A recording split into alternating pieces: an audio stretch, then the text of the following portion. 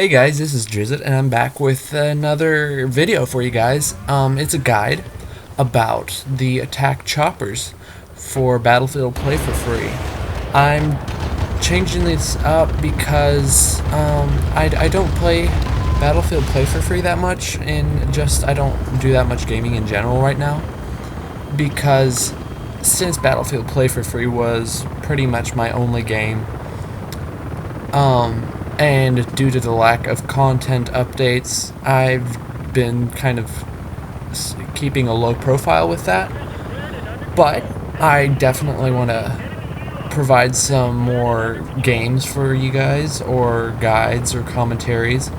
And a couple of you have also said or advised for me to come back. So, yeah, I'm pretty stoked just to be back for a little bit at least. I definitely am not going to be playing as much, but I am going to record as much as possible for this game. Just, I like providing you guys with information and good stuff, Anyways, on to the good stuff, which is the attack chopper guide. Maintaining a high amount of kills is pretty easy with the attack choppers in Battlefield Play4Free, as long as you obviously can return to them and get them once you die. However, maintaining a high kill to death ratio is more difficult than just simply getting a lot of kills, because a lot of people are after you, since you are quite a large thing that is floating up there in the sky. So then, how do you actually get this high kill to death ratio and also provide good team support? As the very first thing to do, put as many training points into your helicopter training skills as much as possible. Right now, since my account is a level 29 recon in this video, I have everything completely maxed out, plus obviously some other points in infantry, I think. It's been a while since I had this set up. The training point allocations are helicopter training, which is essential because you need to have at least 1 point in that to be able to pilot helicopters of any sort, including transport choppers. With 3 out of 3 points in this, you get a decrease in your attack helicopter's reload time for its missiles by 10 seconds. This then unlocks the attack chopper anti-vehicle missile system, which is the 2 secondary weapons or missiles you see on the screen. These are actually much more important and more powerful, I think, than the Hellfire missiles, which are the first ones you can get. In the game files, they're called Hydra missiles, so I will also just call them that too. They have much larger splash damage and much higher splash radius than any of the Hellfire missiles do, and even though they're made for going against vehicles, they are also great for infantry because you can shoot anywhere, even just close to the infantry units, and you will for sure get a kill unless there's a wall or some other thing that gets in the way. After that is fully unlocked, you can then put training points into the advanced countermeasure deployment, which just means flares. These help if you're being targeted by an anti-aircraft gun or any other heat-seeking device like an RPG tracer dart. Putting 2 points into this decreases the reload time for these by 3 seconds.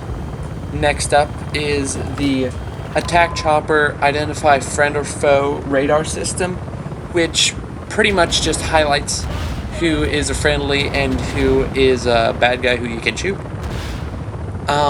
And it's very helpful if you have this.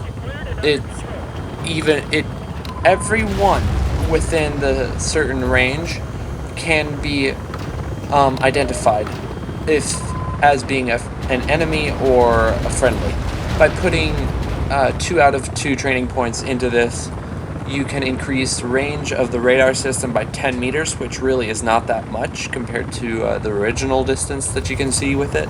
If you're running short of points, it's more helpful to actually save that second point that you would have put into the attack chopper radar, and instead put that into the ground support crew, which allows you to repair at any of the bases.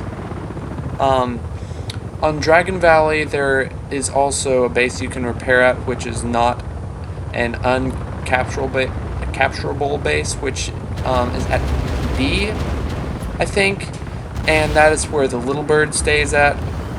With attack helicopters and actually any other helicopters, there's not really that much of a need to fill out all 3 points for it, because you can just hover over any place for the necessary amount of time to refuel or repair or whatever you call it, as much as you want, unlike with airplanes where you have to pass right over them. So only 1 point really is necessary. Like I said, since I was using a level 29 recon, I just stuck as many points as possible into this and put 3 out of 3 points into the ground repair group.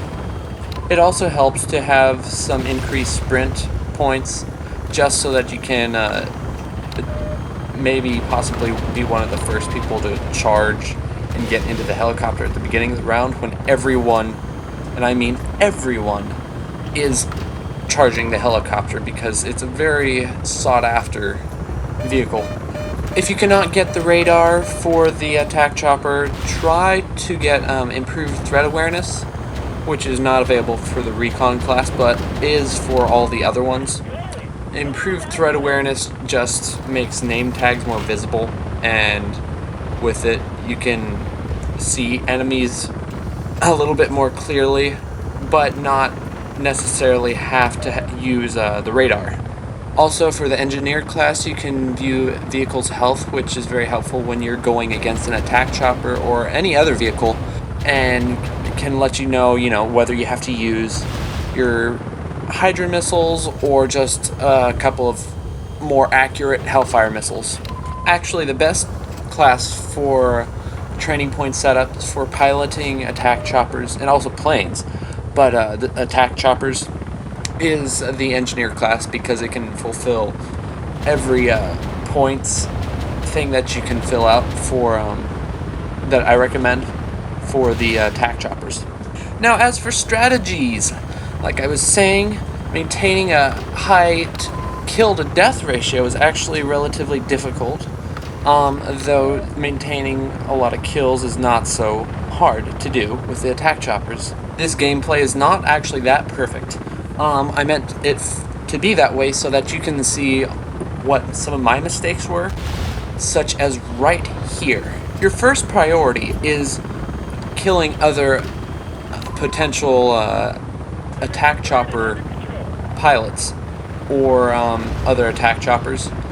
Never run away from a fight with another attack chopper if you are far away from your base, because if they have learned that you are trying to escape, they can easily tail you, and since you're most likely trying to make a beeline for your base to repair back up, they can easily hit you since you aren't swerving back and forth.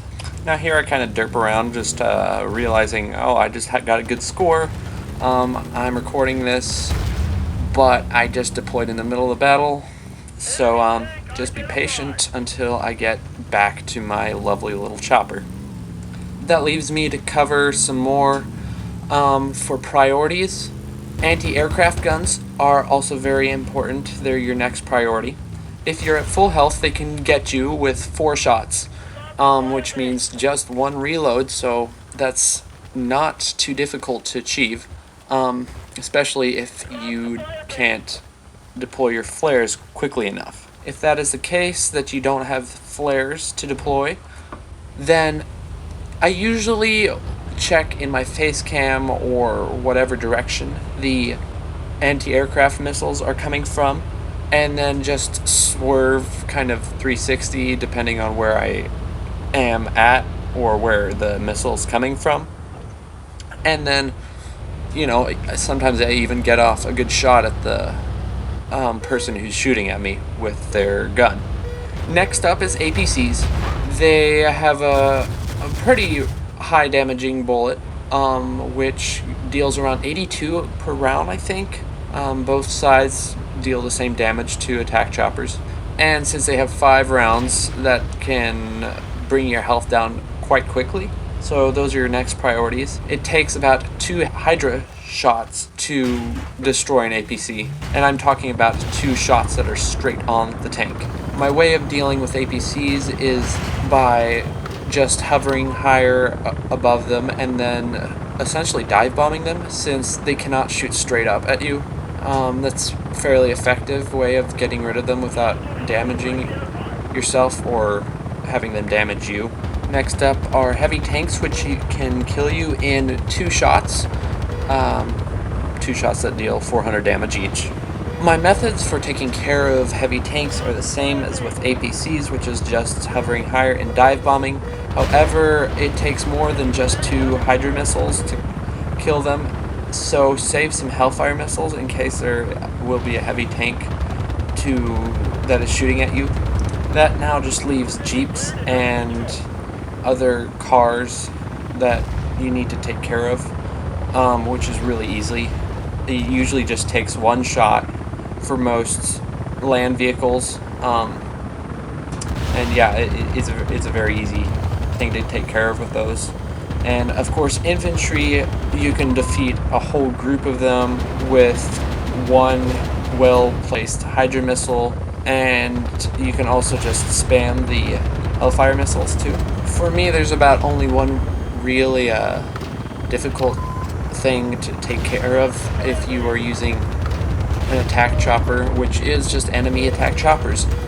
My general technique is, if I'm going against them, I like to dive underneath them and then swivel around quickly, because I have my sensitivity up to the highest possible setting, which is also very helpful with the controls.